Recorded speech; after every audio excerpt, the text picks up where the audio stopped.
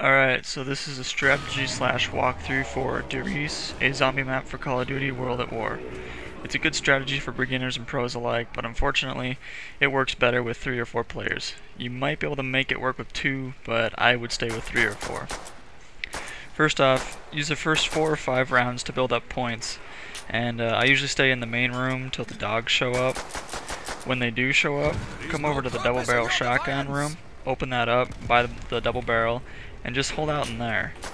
And if you've got 2, 3, or 4 people, alternate your shots. Have the first person shoot once, shoot twice, reload, and then have the second person take a shot or 2, and so on and so forth. If you're playing solo, you can stay in there, but I'd just buy the other door and the stairs and go to the power room right away. You might be able to make it work if you get creative. So, it's a bad idea for you to not stay in that little area. One of the players, I think Greekin, he's up on the mainframe where the teleporters are all linked to. He's kind of dog bait right now, as you can see. So yeah, you want to stay together when it's dogs. You really don't want to go off by yourself.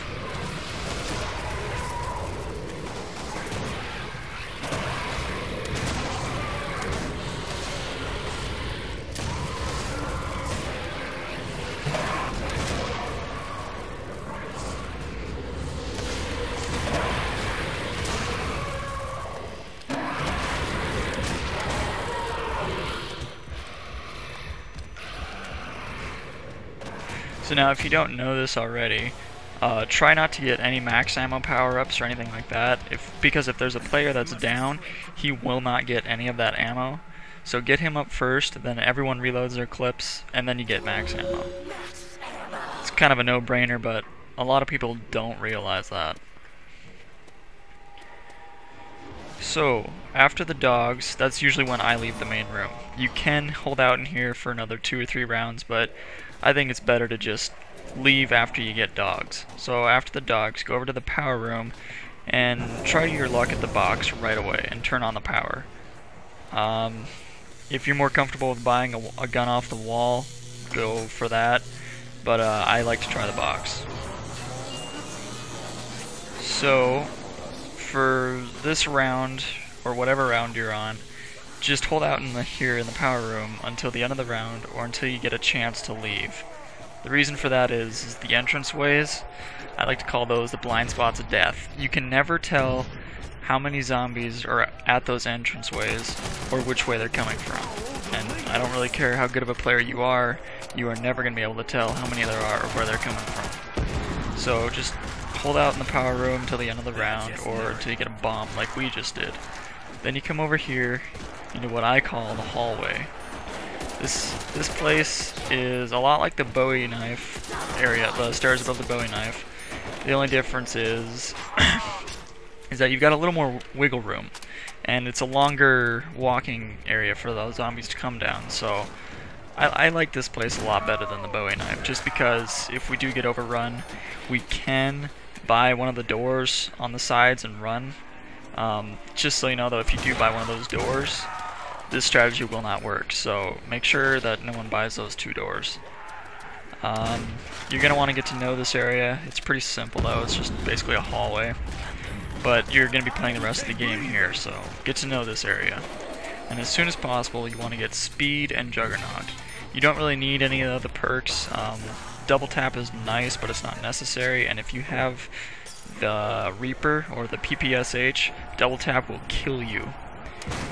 Now, like I said earlier, try and stay out of these 2 entranceways, because it looked like when I first came in, it looked like there was only 1 or 2 zombies, and it looked like I could handle them, but there was really a lot more than that, and I paid the ultimate price.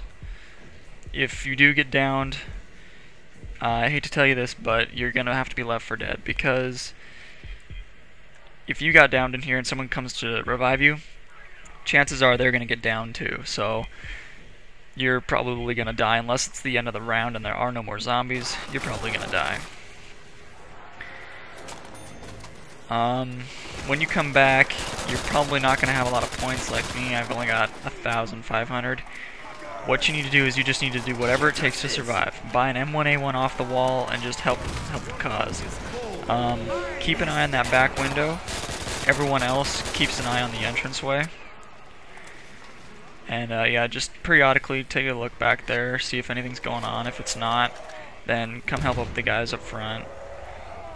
And when the end of the round comes up and you've got one zombie left, make a crawler. And if you don't know that by now, you really shouldn't be playing Nazi Zombies. But you need to make a crawler so that you can go get perks, upgrade your weapons, go get better weapons, you know, stuff like that.